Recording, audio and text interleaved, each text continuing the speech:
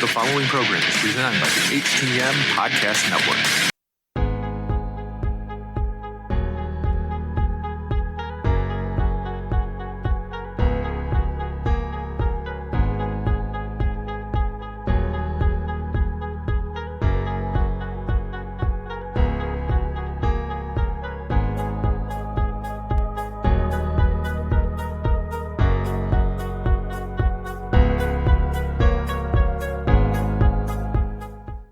Welcome to another episode of Turnbuckle Talk, presented by the Hitting the Marks Podcast Network and in association with NDPW.com. Turnbuckle Talk is sponsored by CollarandelbowBrand.com, where you get 10% off when using promo code JKPodcast. Turnbuckle Talk is also partnered with Phoenix at FNXFit.com, where you get 15% off all your health supplements simply by using promo code TBTalkPod. Follow the show on Facebook, Instagram, and Twitter by searching at TB Talk Pod. Listen on Podbean, iTunes, Google Podcasts, Spotify, and everywhere you catch your favorite programs. And now, pro wrestling fanatics, are you ready? Here are your hosts, Mighty Joe Morin and Karl Karufel. All right, guys, as you heard from our friend Rick, I am Mighty Joe Morin alongside Karl Karufel, and on top of that, we have from over at Love Wrestling, we have one of the beards from Between Two Beards, JPJ. Welcome to Turnbuckle Talk, sir. Thank you. Thank you both for having me. Very excited to be here. I've been listening for a while now since I've been involved with Love Wrestling, and I met you, Joe. I've been listening. It's a great show. I kind of reached out saying, hey, whenever you can get me on there, I'd love to be a part of it, and I'm glad we worked out. I'm very excited to be here, and I'm very excited that I think this is the first one that the audio and podcast feed of your show, of Turnbuckle Second one. Pod, will be on Love Wrestling. Absolutely. Super excited. Yep. Super excited. For sure, man. And we're happy to be here. But before we get into all of our topics here, gentlemen, we do want to talk about something. We have been pushing big, and it's been absolutely fantastic. And I will put up the link on our screen here, on our ticker on the bottom here. And since Karl and JPJ, you're really good at these two. You guys are better at doing these things than I am. I will let you guys run with this one to talk about this fantastic thing called the Trevor Project, because over at Love Wrestling, we've just been like killing it, and I think we're going to reach our goal rather quickly here, boys. Yes, I believe so too, yeah. Yeah, I mean, everybody knows that this month is Pride Month, and we here as well celebrate that. For those of you that don't know, I have a child that is transgender. There we go. It's out there. Whatever. And I love it. And I love my child so much. Doesn't matter. Doesn't matter. Love is love.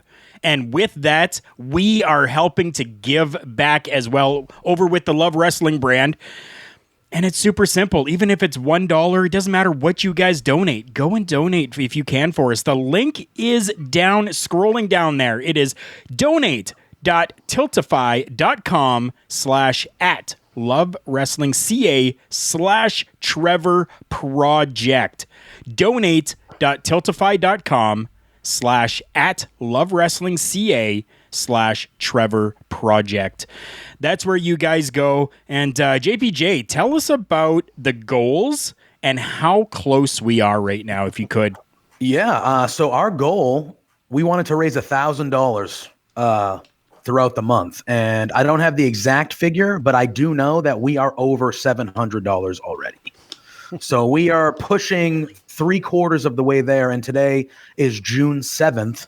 So I felt very positive as I've been touting it on my social medias and my shows on Love Wrestling. I've been saying that we were going to crush this goal. And I think that might come true. I think we might pass this thing real soon. I agree. So like everyone said, go to the link, even share it if you can't donate. Just make it known, make it aware, and let's try to literally crush this goal. Yeah, absolutely. Absolutely. We'll have it on the bottom. We'll keep it up for the majority of the show, except for maybe like when we give some other promos and plugs and whatnot. But we'll keep that ticking across there. So like throughout the entire show, like Karl said, like even if you want to do without your Tim Hortons coffee for one day, to pitch in for a little bit. Every little bit is greatly appreciated. Like I said, it's suicide is not only an issue in just for everybody. I mean, especially amongst people that that are gay, bi, transgender, what have you. It's a universal issue, and this is like I said, this is all to. It's a great dude. Like, I know I'm kind of gushing a little bit on this, but just like it's. The amazing thing is, like JPJ said, we're nailing this goal probably close to like within a week of this thing. And it just shows you like what kind of a great community, not only just in professional wrestling, it seems, but like especially with our Love Wrestling family, like it seems like our personalities and our viewers and listeners among have just been killing it.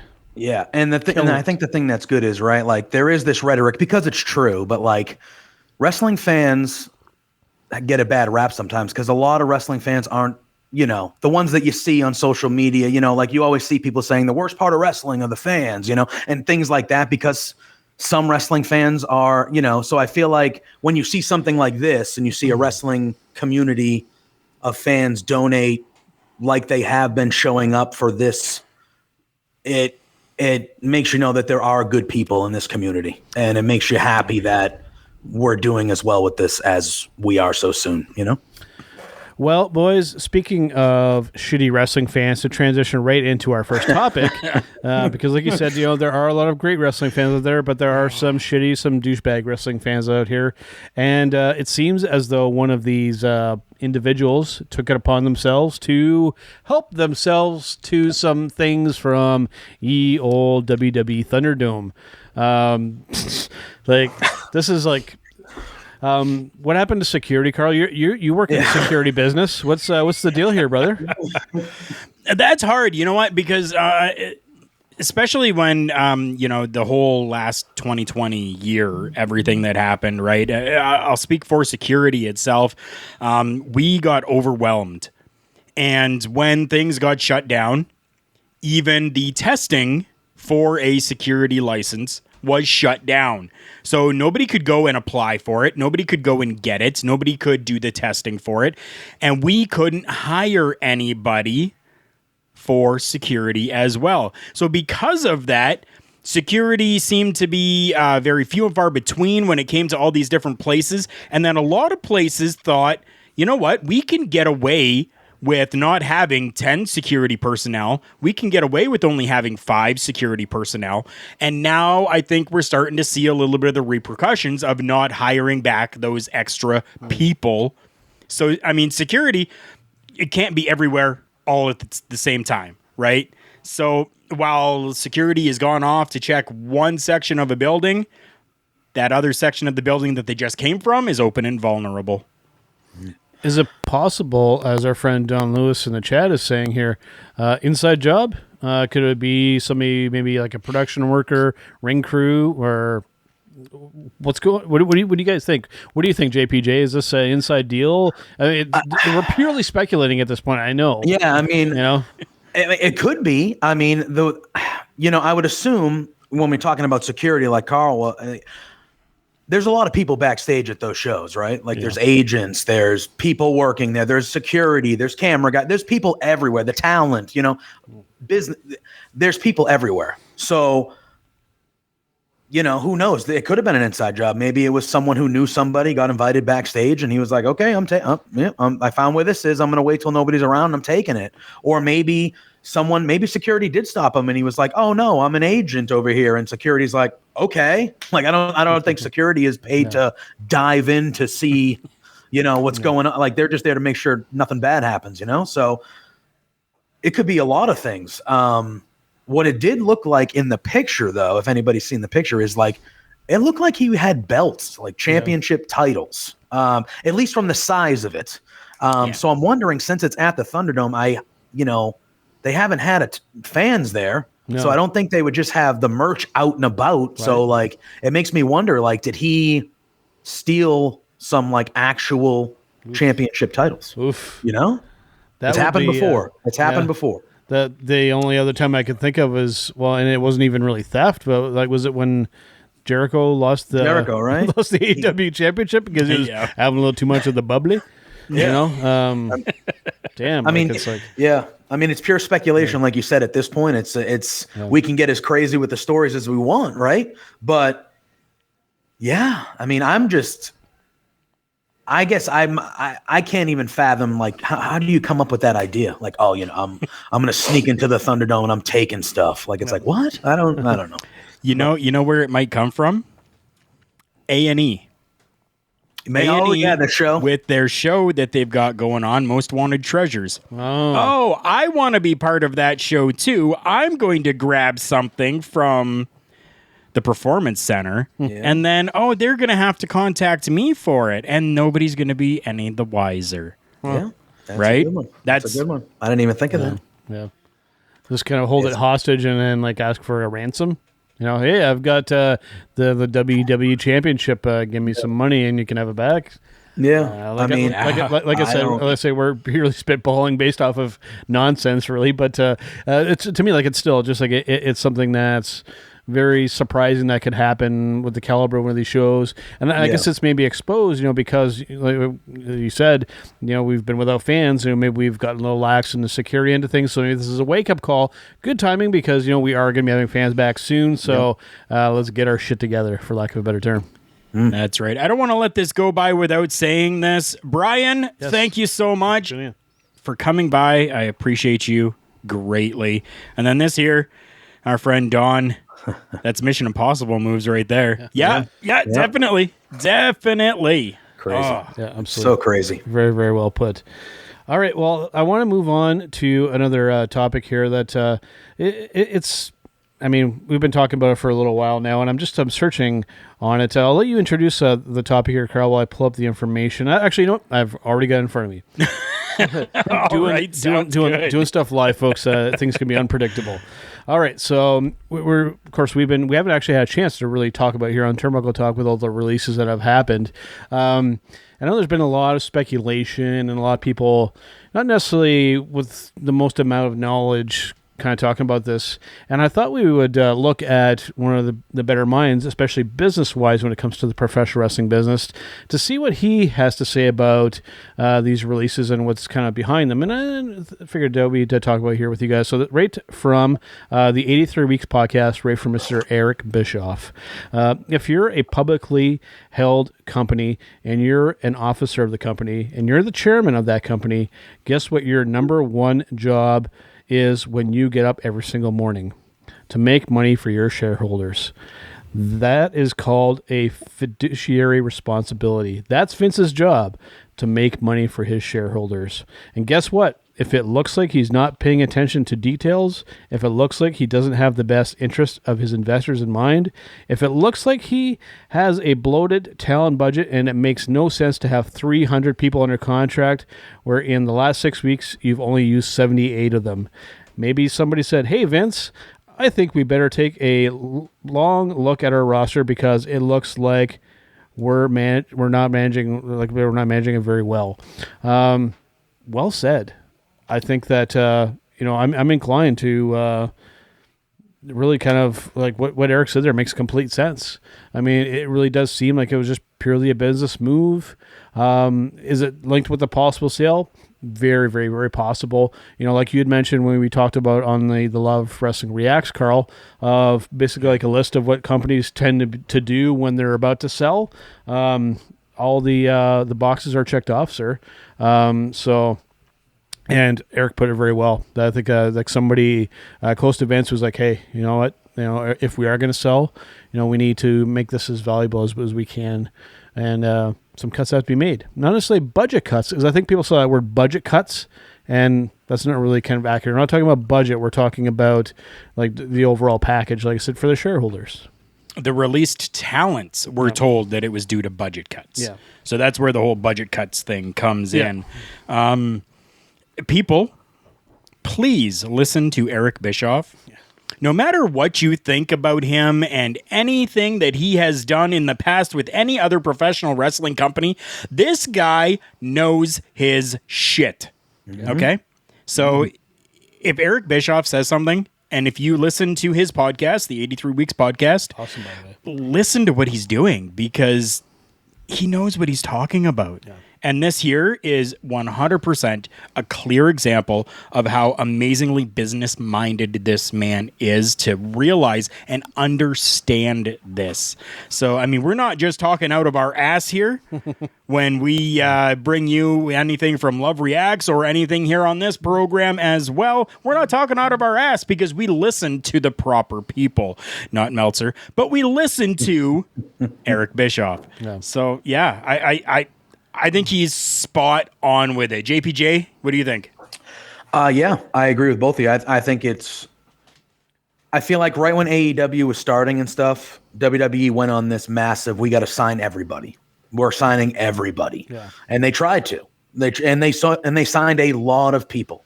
And then you saw shortly after, a year and a half later, COVID happens and they're not using these people and people, So at some point, like Bischoff said, you can't have 300 people there if you're not even using 100 people.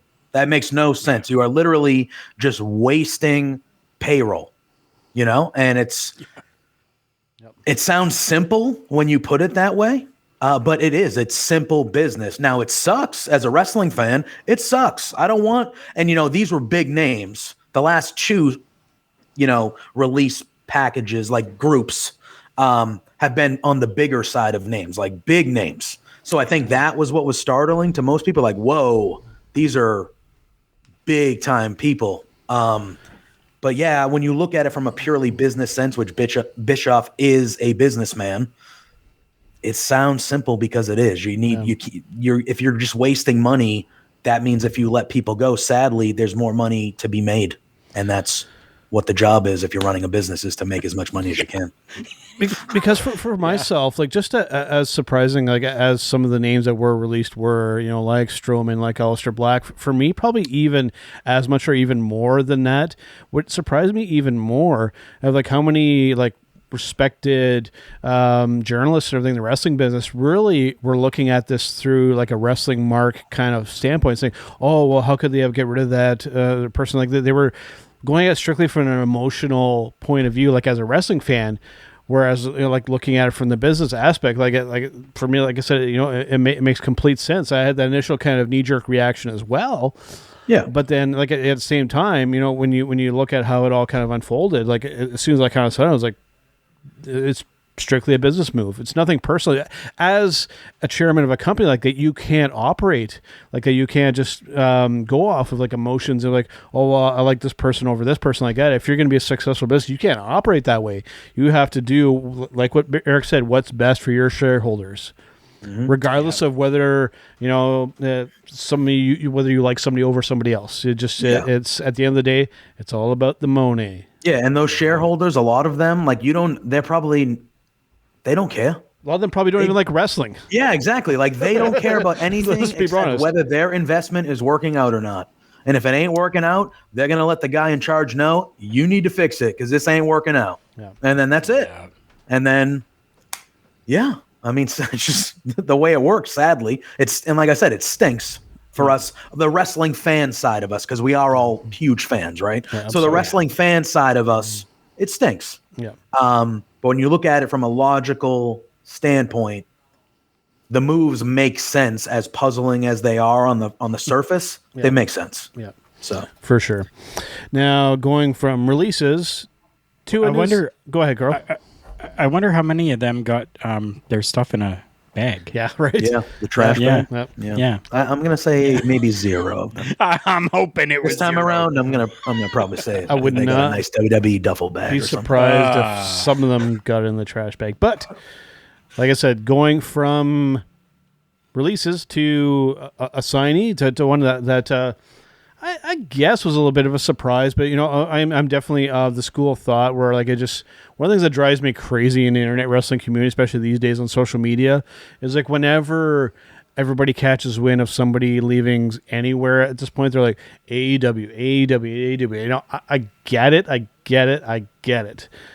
Well, this guy actually ended up going to AEW, and I was legitimately surprised because I actually thought he was going to stick around in not New Japan, over in Mexico. Mm-hmm. But Andrade showing up in AEW, signed a deal, and it looks like he has aligned himself with, I think, given, watching his run in WWE, given that he wasn't the greatest promo of all time, he has aligned himself with Vicky Guerrero. I think that is the perfect move. I mean, you want, especially if he's going to be that bad guy, who better, like if you want to have somebody who's similar but still different as well, to have that annoying, bitchy Vicky Guerrero as your manager. It's genius. Yeah, I'm so happy with that. I was fearful that anybody else leaving the WWE and after the 90 days then signing with AEW. I'm still fearful of this. I do not want to see anyone else join Team Taz. And I've been so scared with that every single time I hear even rumblings about somebody making their way possibly over there. And I think this move here with Vicky Guerrero was 100% best move. Yeah. Yeah, I mean, the Guerrero name is a legendary name in professional wrestling. So automatic heat. She even had it on Friday when the show was on Friday this week. She had it on Friday when she came out. She was doing the excuse me, screaming, doing the thing, and everyone was eating it up and booing the crap out of her like we always do. Yeah. And then she gets this guy coming out, Andrade, and he looks like $1 million. Great suit, great look. We all know what he can do in the ring. We all know, and he's an automatic main eventer. Automatic main eventer. And yeah, like if that guy's available and he wants to sign with you, like you're signing him. Yeah. And now with the Omega thing, with the AAA match that was already announced, now you can get that in AEW, and the Forbidden Door, all these things that AEW does, that allows Andrade to possibly fight other people from elsewhere too. So there's so many things, See, that's where my spider sense started tingling when you said that, right? Because given that I'm a big New Japan fan, that's secret around here and over at Love Wrestling, you have to keep in mind Andrade is one of the founding members of Los Ingobernables de Japón. So given that there's still potential, given hopefully not hopefully, but given that the WWE New Japan thing, if that doesn't happen, then we could still do the stuff with AEW New Japan. Then you could start incorporating Los Ingobernables in AEW, which I think would be really interesting, given that we have kind of that Bullet Club aspect kind of going on as well. So that can trickle over to North America, and could be very interesting. Very interesting. 100%. And there's so many matches just in AEW alone that I want, like obviously it's already booked in the AAA run, but like Andrade and Omega, Andrade and Pac.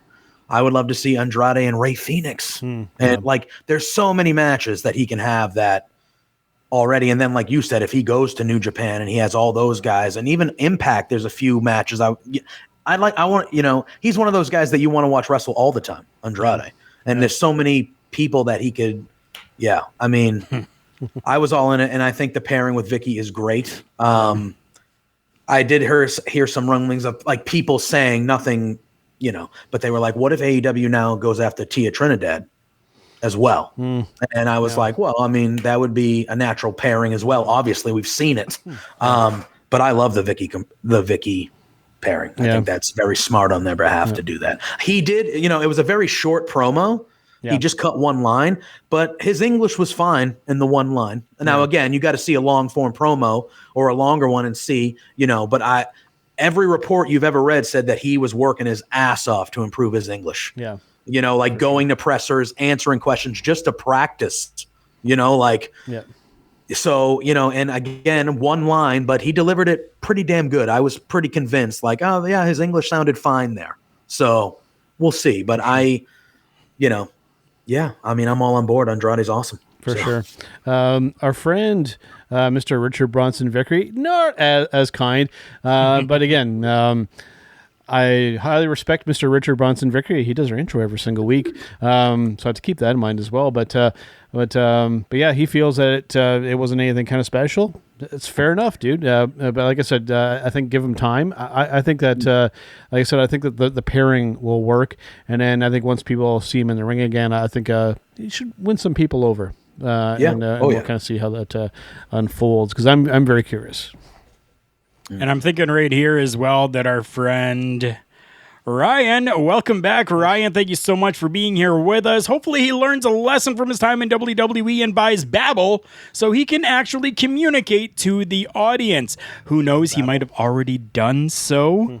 But yeah, I mean, I would have to agree with that as well. As long as he continues to work on that, I think that we can really do amazing things. Oh yeah, for sure. The other AEW needs Prince Puma. I guess that would be that was Ricochet. Another one of those guys that I'm actually surprised that he wasn't included in those releases. They must still kind of see something in him. RBV saying, "Great signing. Nothing against the talent. It's on creative." We've definitely. I think we've all voiced a little bit of displeasure with some AEW creative, but it is still a very, very new company. I'm not ready to write them off just yet. I think once they get more fans kind of back in the arenas on a regular basis, I think we'll see the booking and the stuff kind of improve, because I think during the COVID, I think they fell into the kind of the trap. We even saw a lot of the talents at ringside, instead of really trying to appeal to the fans, I think that they were just kind of booking to mark out to themselves. That's the impression that I got with AEW during that time period, but time will tell. I also think that this was a taped show as well, and there was a lesser crowd too. So it does look like it, yeah. There was no music, nothing on the screen. So he just kind of walked out. And once they knew it was him, you did hear the next level of roar from the crowd. But I think at first, because of the recording and because of the smaller crowd, it didn't kind of pop on the screen. When Andrade shows, if you were envisioning Andrade showing up in AEW, you're envisioning a huge, oh my God moment. And it just didn't seem that way because of how it was presented slightly. You know what I mean? Once they knew it was him, once he was in the ring cutting the promo, everybody was sucked in. Yep. But the first initial, oh my God, that's Andrade. It was I don't think half the crowd knew what was going on. It just seemed a little duller than it should have been, For sure. All right. Going back briefly to some WWE stuff. SummerSlam is coming to Las Vegas, and it is going to be happening on August 21st, which, guess what, folks? That is Mighty Joe's birthday. So SummerSlam is going to be happening on my birthday. So we're coming back. Right? It's going to be a big show, hopefully, and WWE, it's going to be on my birthday. You guys better put on a good friggin' show. You guys are Saturday night. Yeah. You know how it would be a great show? Yeah. It would be an amazing show if it were, wait for it, from our non-sponsored friends over at Dr. Pepper. If they were to sponsor SummerSlam, it would be amazing. Remember our friends, our non-sponsored friends over at Dr. Pepper. Go and grab one. Yeah, there you go. Let Karl take a swig of the old Dr. Pepper.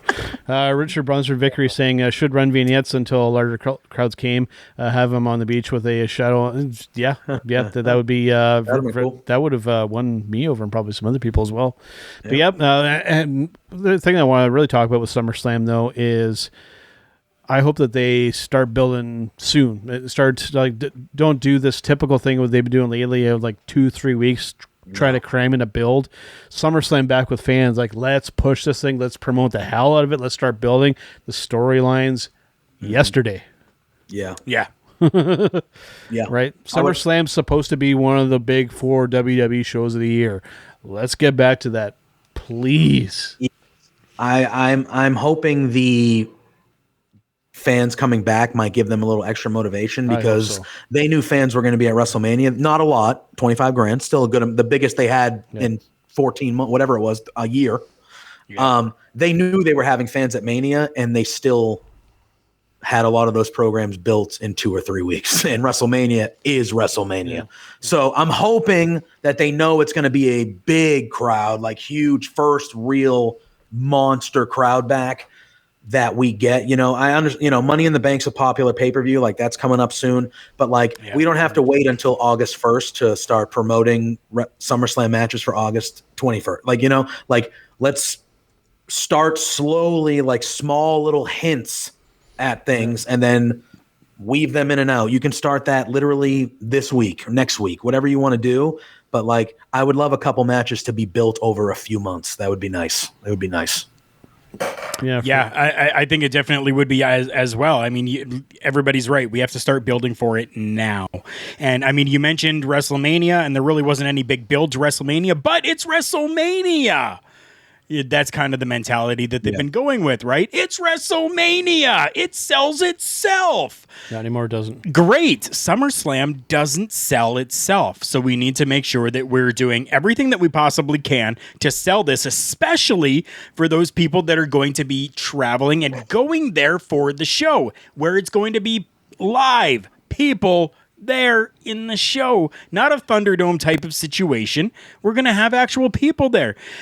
We need to do something to start building. I would say within the next 2.5, 3 weeks, it needs to start then. Yeah. Because they have a really cool venue there. It's a fairly new stadium, and they can, like with on the field as well, they can get like 72,000 people there.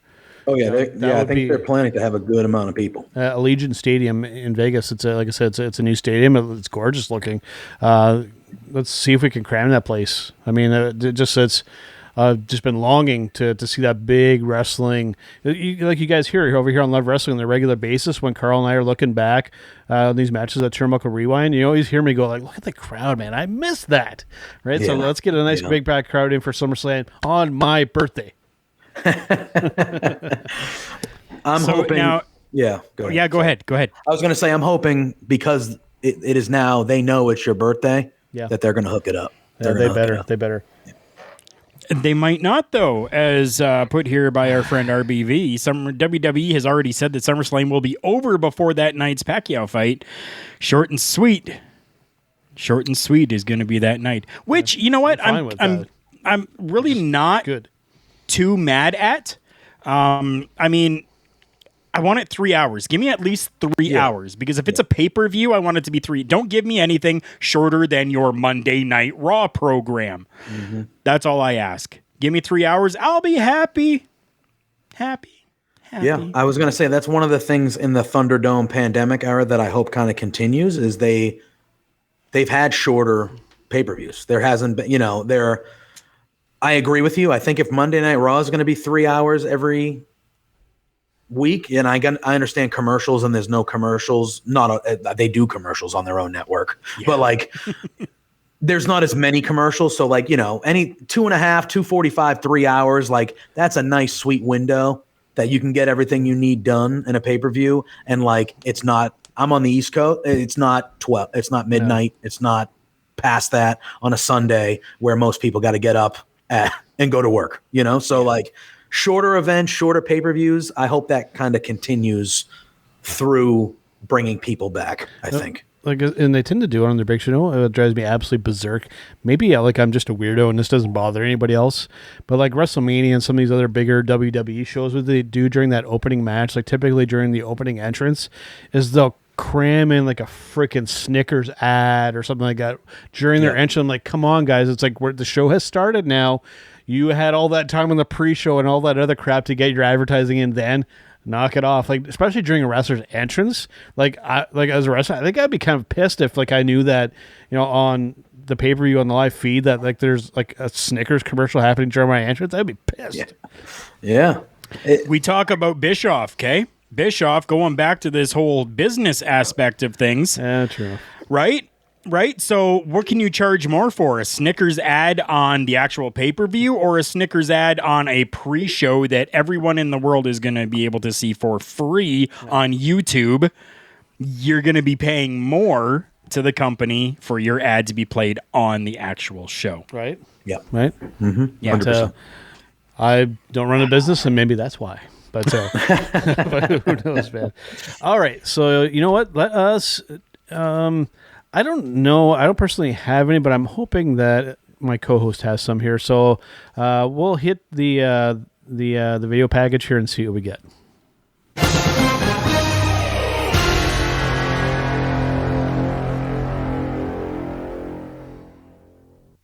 All right, so for our breaking news segment here on Turnbuckle Talk, I got absolutely buff-kissed. I hope Karl's got something.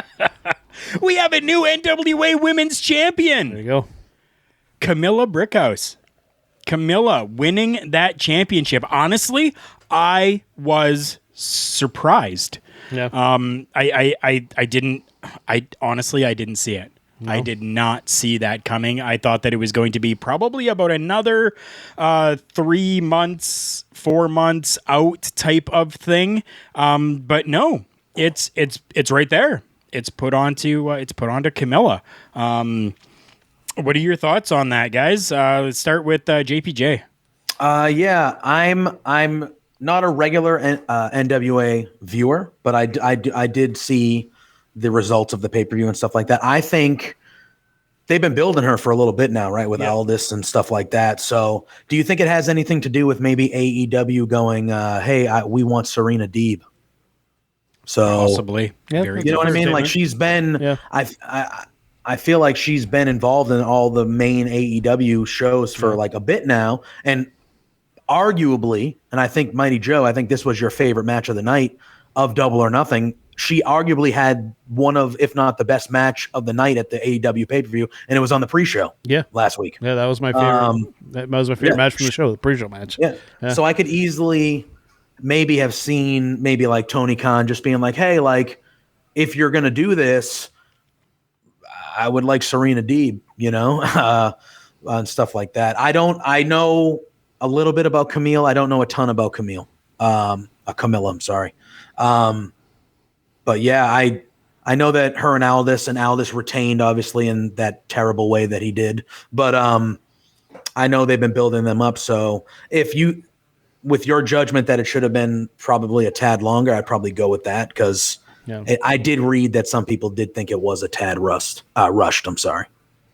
Yep, I could see the argument on both sides of things, but given like her presence and the way they've kind of built her, it didn't surprise me, not at all. Is that you got anything else, Karl, or is that going to be it for our right there? I don't know if anybody else has read that yet, but let's say Ryan. He says I thought it was time for Camille to get the belt, but after watching the match between Deeb and Rio, I thought for sure they were going to keep it on Deeb. Exactly. I thought the exact same thing. I think the only other thing that I have got here is maybe something from Chris Jericho, who tweeted out, "Good luck tonight at Floyd Mayweather. After you whip Logan Paul's ass, I'll be waiting for you." Interesting. Yeah. Now, I think that that's really, really interesting. I mean, the two of them actually had a brief little thing in the WWE in like 2008, where, it was little victory over the on like the pre-show before the WrestleMania and whatever, right? So it kind of, I mean, that was 2008. We're looking 2021 now. Can we maybe rekindle something there and then actually have them go out and have an actual boxing match just like we had between Mayweather and Logan Paul? Could we have that? I think we could. Do I want to see it? No, I don't. But could we see it? Yeah. Or you could do like a hybrid match, like with what they did with Ali and Inoki. Right? We haven't really done that gimmick in a while. I think Jericho in that tweet, he even tweeted the picture of him, like he had the the WWE mic, and he was talking crap to Mayweather in the ring from whenever the last time they were involved. Yes. Yeah, I mean, I could see AEW doing that. They did it with Tyson. They seem to be.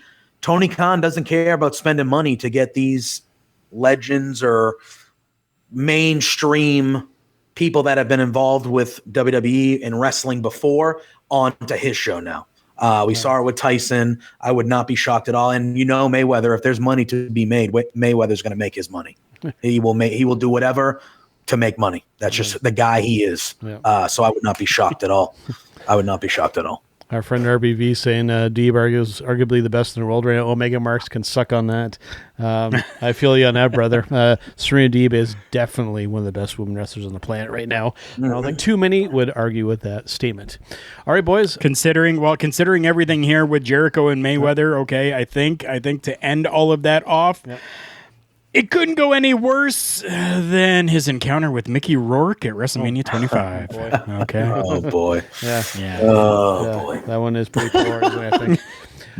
Not good. Not good. All right, guys. Before we do our match of the week and our Showstopper segment, let's take a bit of a brief break here and hear from our friends over at collarandelbowbrand.com, and we will be right back. Wrestling. A love and a passion we all share. I've started a wrestling brand. The wrestling brand. A brand founded on the aspects of wrestling. Two entities working together to create a product that connect emotionally for people everywhere. Collar and Elbow is the brand. Passion and love for wrestling is the drive. I am Al Snow, and this is Collar and Elbow, the wrestling brand.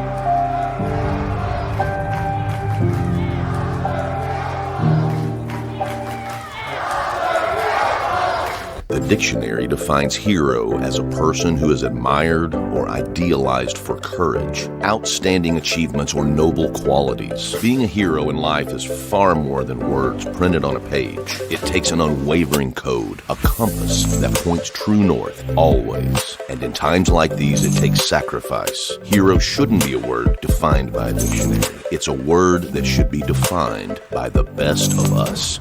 Hero has a new definition.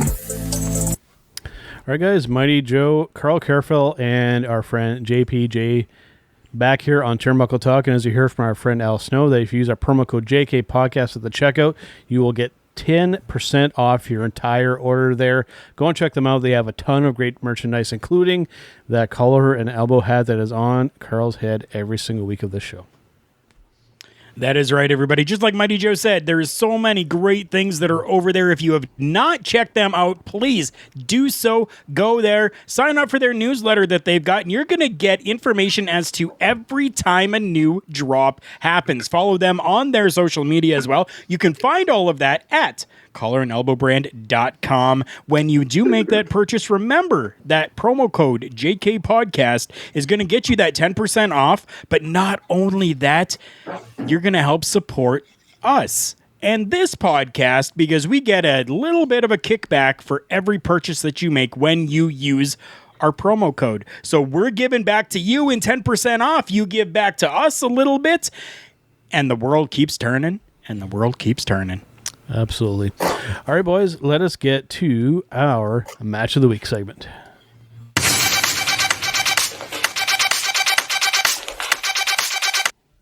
All right, so for our Match of the Week segment here, I think I'm going to put him a bit on the spot here, as I typically do when we have a guest on this show. JPJ, what was your favorite match from this past week that was professional wrestling? All right. I would say, I think for me, the match I enjoyed the most, even though it got ruined by a schmoz finish, was the triple threat to start NXT with Pete Dunne, Gargano, and Kyle O'Reilly. Nice. I thought that was it was as good as you would expect it to be from those three guys, you know. But I thought it was cool. Like WWE, for as much as we knock on them for stuff, they are great at booking multi-person matches. Whether it's tag teams, women, doesn't matter. They're just good at it. And this one I thought was booked a little differently. Usually, you know, the three people will get involved and then it's very one-on-one-ish and it'll go back and forth. This one had a ton of offense that involved all three guys throughout most of the match. Yep. And it was cool. I liked how all three guys were in the ring a lot, like doing stuff all like simultaneously involving each other. I thought it was very good. And like, obviously it was a schmoz finish, so the finish wasn't great, but like the Adam Cole coming back, that whole thing, even though it ruined the match, was awesome. Yeah. Like, you know what I mean? Like that and what it led to, and just everything. So I think that's my pick of, at least for me, my match of the week.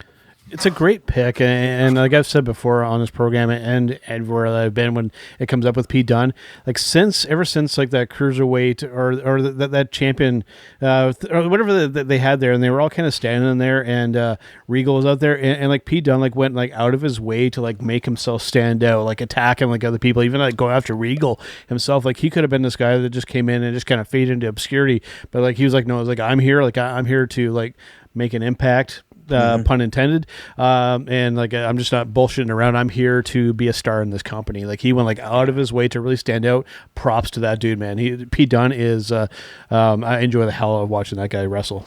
Yeah. A beautiful young mind for the business. Yes. Yep. No, I was just gonna say, he's one of my favorites in all of wrestling. Like he's in my top, 3, whatever you want to call it. I love that guy. And his match with Tyler Bate from that takeover in Chicago is still one of the best matches I've ever seen in my life. That's a good one. That's a very, very good one. Karl Karufel, what was your favorite match from this past week? It's going to be one that nobody else is going to pick, and I guarantee it. Why? Because it comes from OVW. If you guys have not seen the latest episode of OVW on their YouTube channel, go and check it out. Fantastic professional wrestling over there. And one of my favorite female stars right now was a part of it, and that brings us to my match of the week. We are looking at Danny Mio versus the Dream Girl, Ellie. I was so excited when I heard that Dream Girl was going to be there. Absolutely one of my favorites. I have watched many different things that Dream Girl has done and stuff that she's done with our friend Miss Kim down in Ignite Wrestling as well. So very excited to see Ellie and John Loco. For those of you that don't know, they are a team called the International Superstars.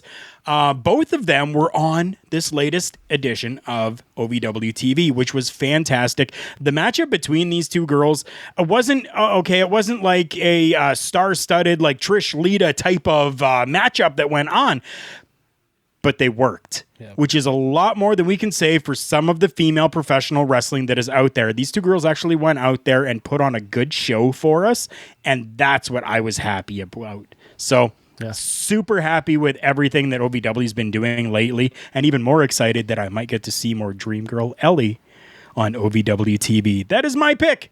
Mighty Joe, we turn it over to you for your match of the week. Yeah, for sure. Mine's going to be completely different from everybody else as well. I think actually once in the history of Turnbuckle Talk have Karl and I picked the exact same match, like just out of the wild. I think it happened once, and like I literally like blew Karl's mind. But for me, for this week, my match of the week is actually coming from NWA When Our Shadow Falls. Or Our Shadows Fall, sorry. Shadows Fall, yeah. The pay-per-view that just happened. And we're talking Rosser versus JTG. Awesome match. Like not something that's going to like blow everybody away, but just like it was a match that just like it's like still like, and I even think in his WWE days, like when I see JTG, like I see somebody who can be like a legit star. And NWA, I never really expected to kind of see him there, and it was really, really cool to see him and Rosser go at it. It was just like I said, not like a 5-star match, but just a good, solid professional wrestling match. So I was able to sit back and enjoy and not dissect the hell out of it. And that's always a win for Mighty Joe. If you can entertain me and not have me dissecting the hell of your matches, you have succeeded.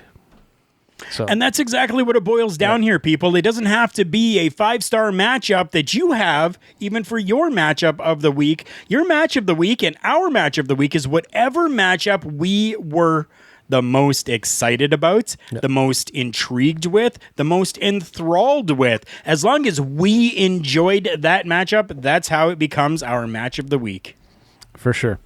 And since Karl did make a mention with our friends over at OVW, before we do our Showstopper segment, you know what? We'll do a double header here. Since we mentioned both OVW and our friends over at Ignite Wrestling, we will play their ads back to back here, and we will get to our Showstopper segment.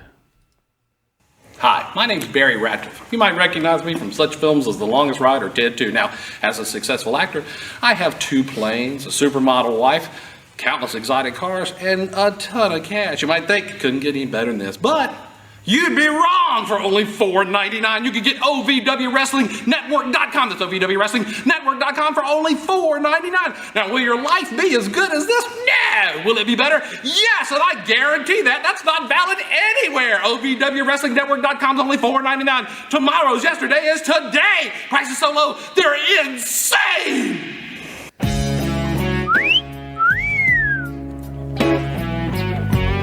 Want more bang for your buck? Well, so do I at OVWWrestlingNetwork.com. It's only $4.99 a month. In between excitement, me too. OVWWrestlingNetwork.com is only $4.99 a month. You get that incredible value. She cost me $17 million and I loved it. Want a real value? OVWWrestlingNetwork.com. It's only $4.99. That's a price so low. Well, it's insane.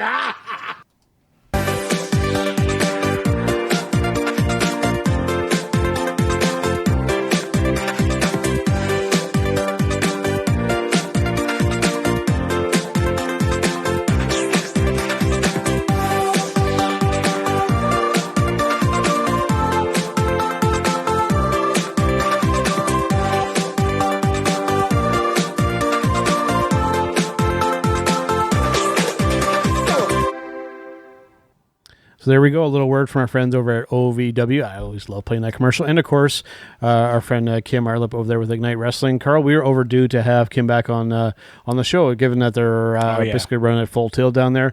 We definitely need to schedule her to get on. I've been looking forward to talking to her. See kind of how she's doing, because it's things are looking up for the wrestling scene down there in Florida.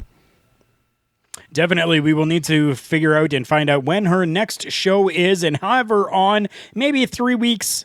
2 weeks, 3 weeks before that, so that we can help her plug that for all of us in Canada as well, who can watch everything that happens Ignite Wrestling on their YouTube channel. This last show that she just did, she broke it up into different segments. So each matchup has its own video on YouTube from that last show. So instead of everything all at once, you can go and watch it from the beginning and at your own pace, which is fantastic. That's very cool. Absolutely. All right, boys, it is time for our Showstopper segment.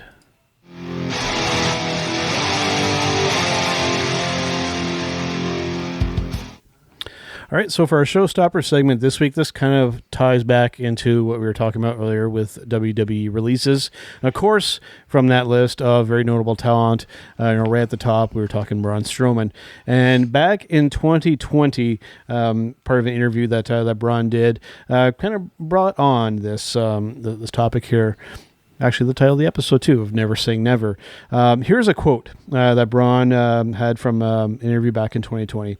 The day that I take my wrestling boots off for WWE is the day that I stop wrestling. I will not wrestle for anyone else. I've been given an opportunity from Vince McMahon and WWE at life that I would have never gotten. I told him a long time ago, the day I take my boots off for you, I'm done. I mean that. So, having said that, of course, with him being part of those releases and whatnot, as I mentioned earlier, the first company that comes up, of course, is Braun's going to AEW. Braun's going to AEW. Knowing Braun's history with the WWE, that's essentially one of the only wrestling companies that he really worked for of any kind of notoriety, and just given some previous mental health issues and just knowing the guy through interviews and whatnot, and just kind of seeing the mindset, and doing the research for this, I'm inclined to believe him that this is it for him. He would work for the WWE. He'll go back to like the strong man kind of stuff. He'll have more cachet now that he's been with the WWE. So it'll be kind of almost like the Mark Henry type of effect, but in reverse. I think he could be extremely successful in some other things, but I'm inclined to believe him that his wrestling days are done.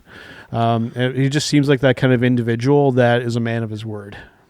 What do you guys think? Let's start with our guest, JPJ. Well, thank you.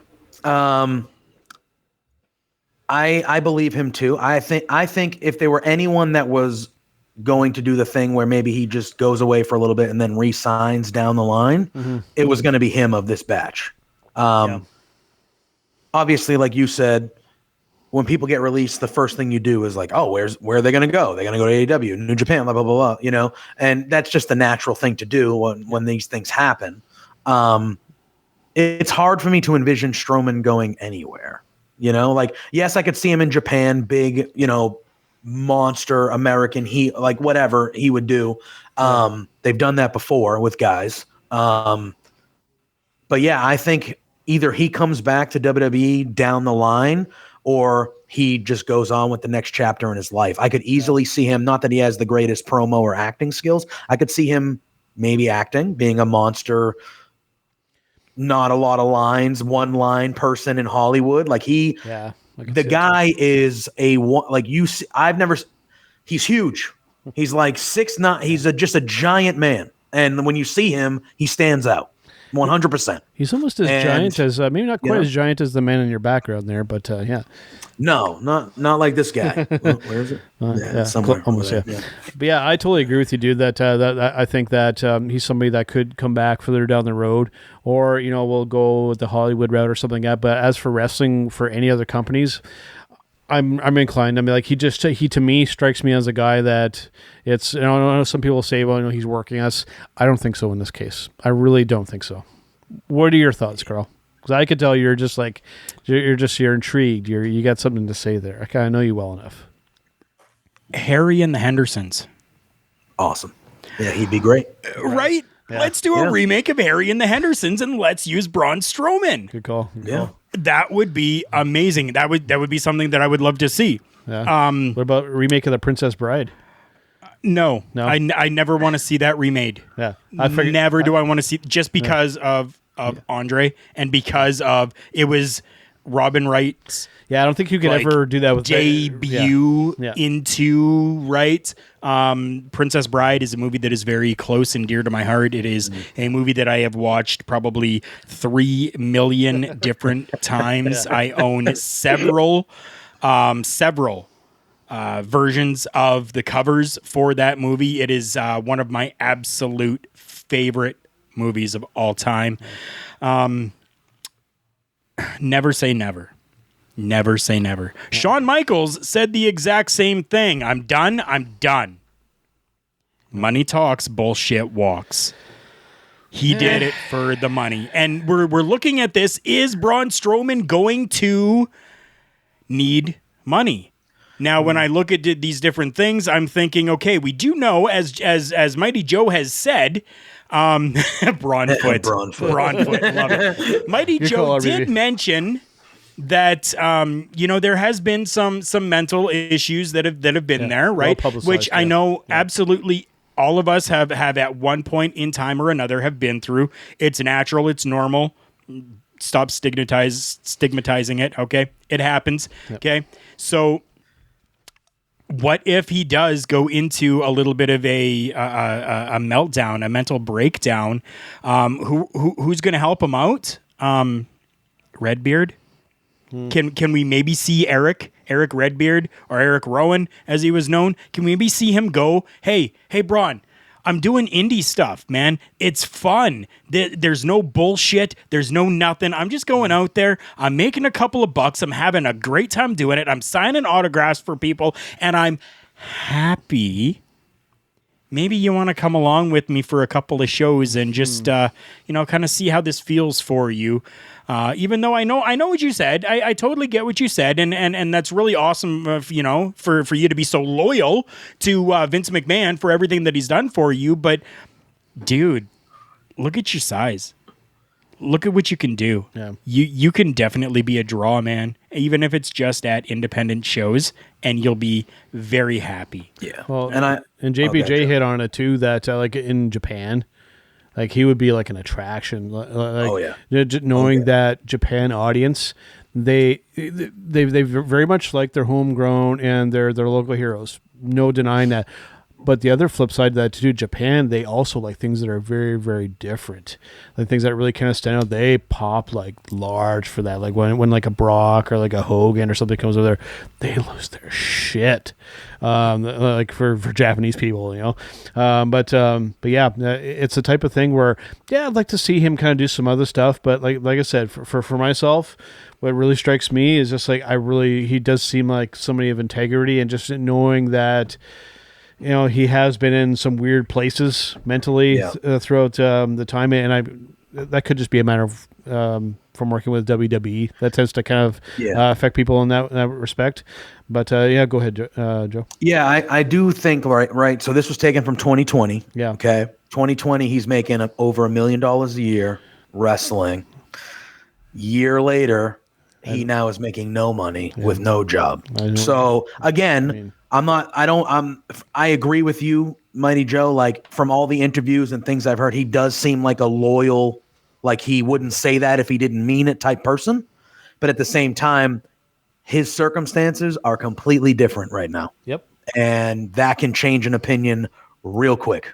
You know, so it's like never say never was the, you know, that's what we're saying, right? Like, yeah, like he could have meant that when he was signed to a 3 or 4 year contract making $1 million, and in his brain he's like, oh, I'm going to do this forever. I'm going to do this for 10 years, 12 years, and then I'm going to retire with all this money and things like that. And then a year later, nope, see ya. Yeah.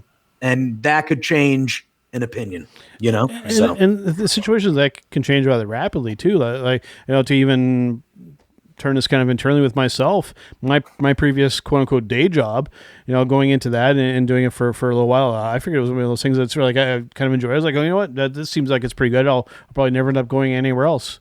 Guess what, folks? I work for a completely different company now. So situations can change, and they can change rapidly as well. So I totally feel you on that as well. It'd be interesting to see if he does any interviews coming up soon to kind of see where his head is kind of at and what his opinions are and whatnot. But like I said, for myself, like if I were to pick a destination for him, I think when we were talking on the Love Wrestling Reacts, I think I had picked Impact.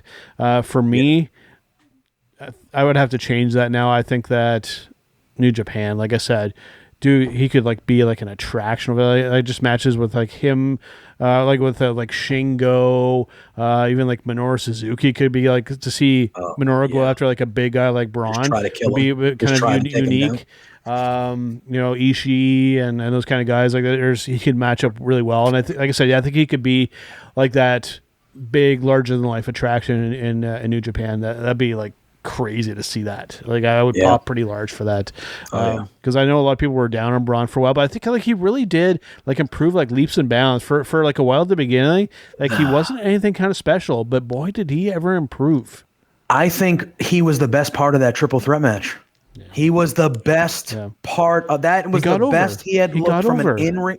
He got over. Oh my God. When you think about where he, and I know we talked about it on the Love Wrestling Reacts, but like when you think about that feud with Roman and where he was from an over standpoint, it is crazy that like 3 years, not even, you know, 3.5 years later, he's not with, like, that guy was over during that feud with Roman, like top guy stuff. For me, it actually happened before that, believe it or not, because I was, for a while, like I was not the biggest Braun Strowman fan, but for me, like where the switch got flipped was, I forget what show, I can't remember if it was weekly television or if it was one of their pay-per-views or network specials or whatever they call them now, when he pushed Kevin Owens off of that stage in a porta potty. Like when they ran, like bulldozed over that and he knocked it, like he won me over that. I was like, hey, that like gave me like a little bit of like a glimpse back to the Attitude Era days, and like I became a fan. He got over with my Joe when he pushed Kevin Owens over in a porta potty. That was like fantastic. It was just it was just so cool. He was just this big dude, just destroying shit all the time. Tipping over cars, throwing people off. You know, whatever, just tearing things out. Even at WrestleMania, when he ripped the cage, when Shane, and he just ripped the cage off, awesome. It was just awesome.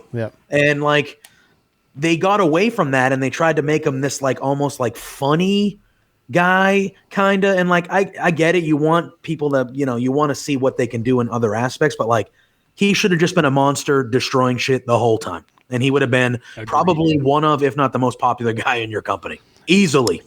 And it's just like, man, come on. You know, you got to be better than that. It would be really cool. Like dream scenario matchup for me over in Japan. And I would do like at a big show. Like I would go like Wrestle Kingdom for this, right? You have either the other individual or you have Braun come out and you have one of them do like an open challenge. I would say maybe Braun, and then you bring out Brock Lesnar. Oh, man. Brock Lesnar versus Braun over in Japan. Dude. Yeah. Oh, money. Money. Yep. Huge. Yep. That would be, I mean, Yeah. that'd be nice. That would actually almost be something you would have to book and set up because of the amount of money. Having a surprise, maybe you couldn't capitalize fully money-wise on that, but if you could like set that up and then like book it and promote it, that'd be huge. Yeah. That'd be like awesome. Even without that, both of those names there, all you would have to do is, tout that both of them are going to be there, right? Yeah. And that's going to draw people in no matter what.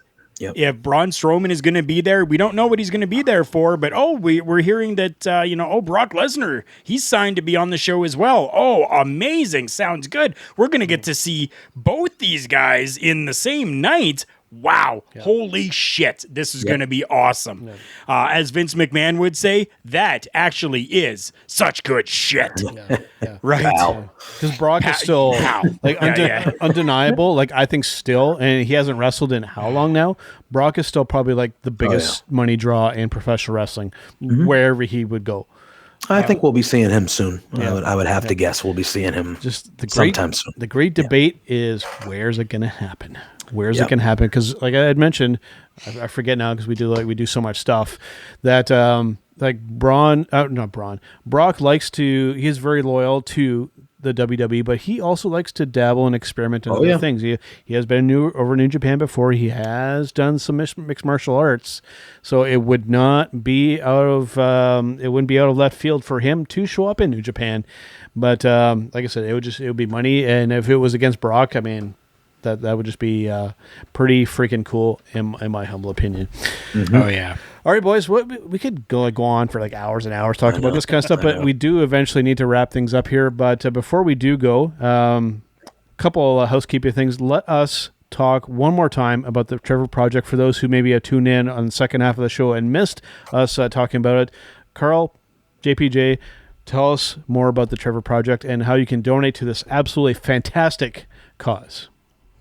JPJ, let us know exactly what the Trevor Project is, please. Yeah, so they are a organization that helps with the LGBTQ plus community. They help in all sorts of facets, but they do help with suicide prevention as well, especially with the youth in that community.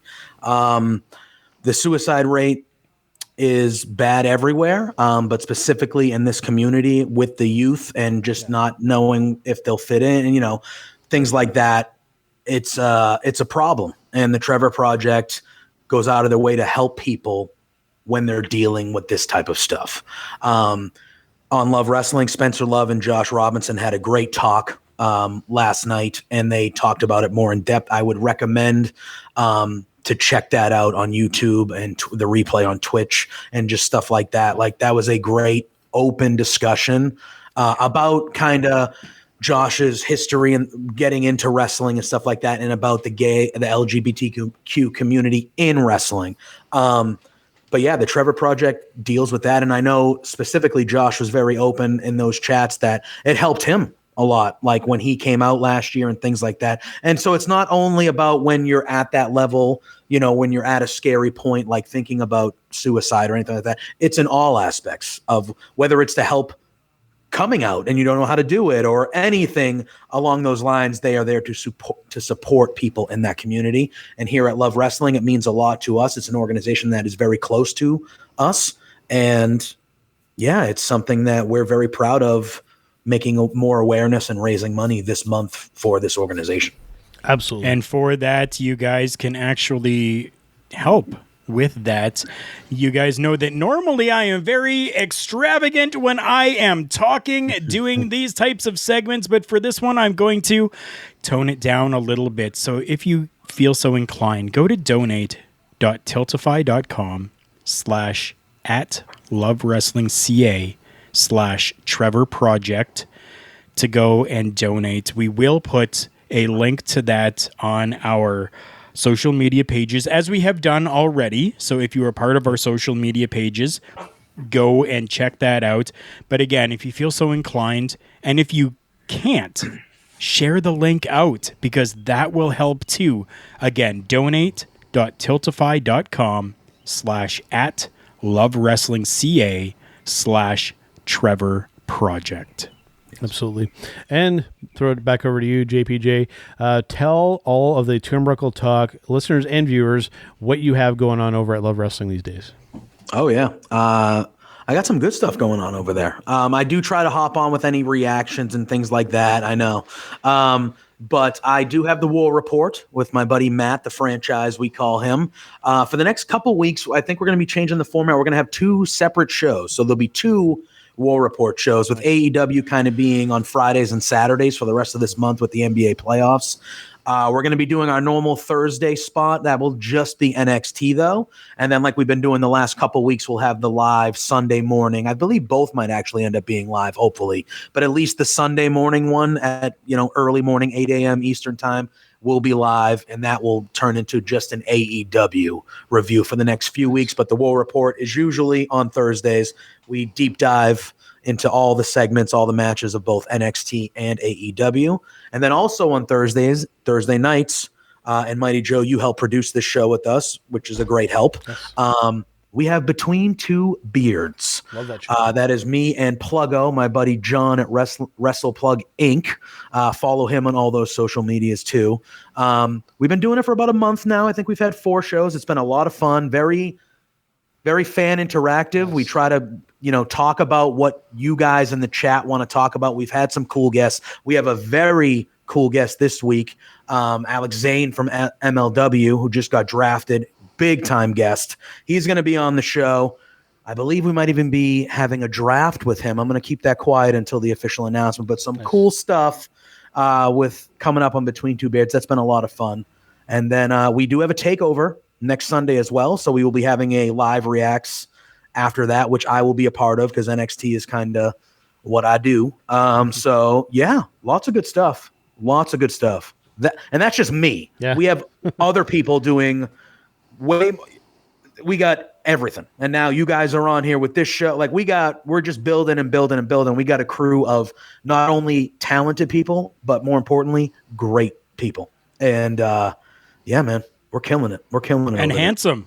Don't forget handsome. Thank you. I appreciate that. But you know what? Even more than that, what the common thread with all of that is that we love wrestling. There we go. All right, Karl, before I let people know what we got going on over at Love Wrestling with Turnbuckle Rewind, just to give another brief, let you give another brief plug for our sponsors. Definitely. We got 2 sponsors. Still nothing from our non-sponsored friends over at Dr. Pepper. Maybe hopefully soon. That would be amazing. Right. But we do have sponsors over at Phoenix, fnxfit.com.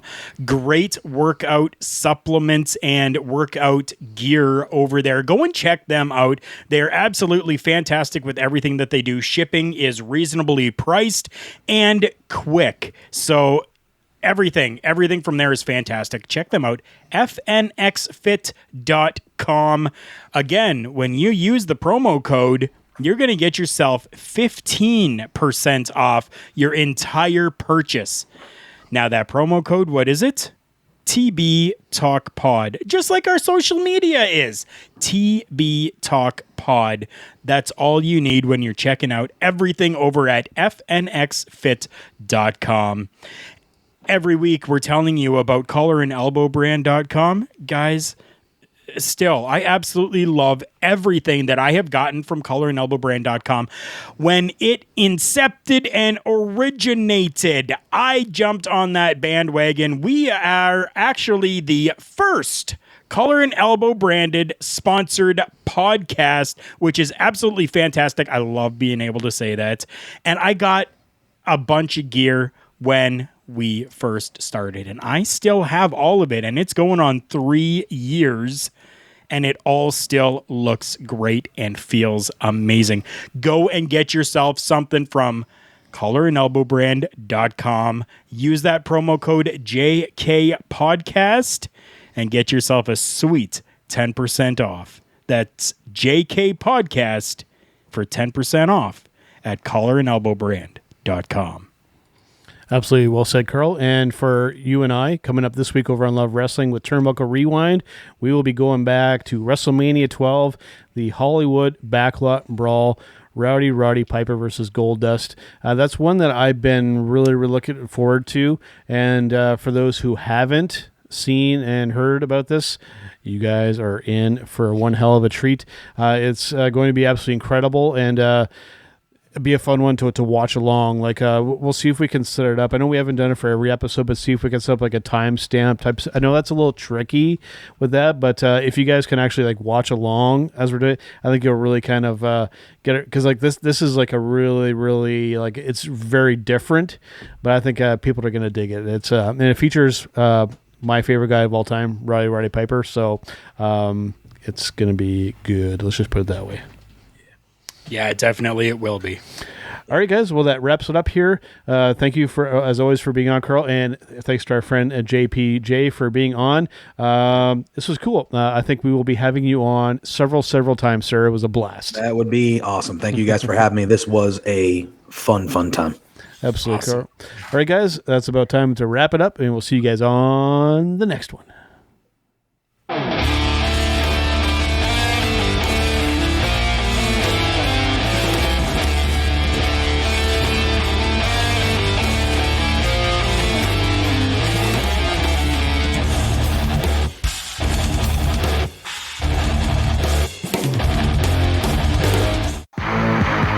It's me. It's an honor to be the beat.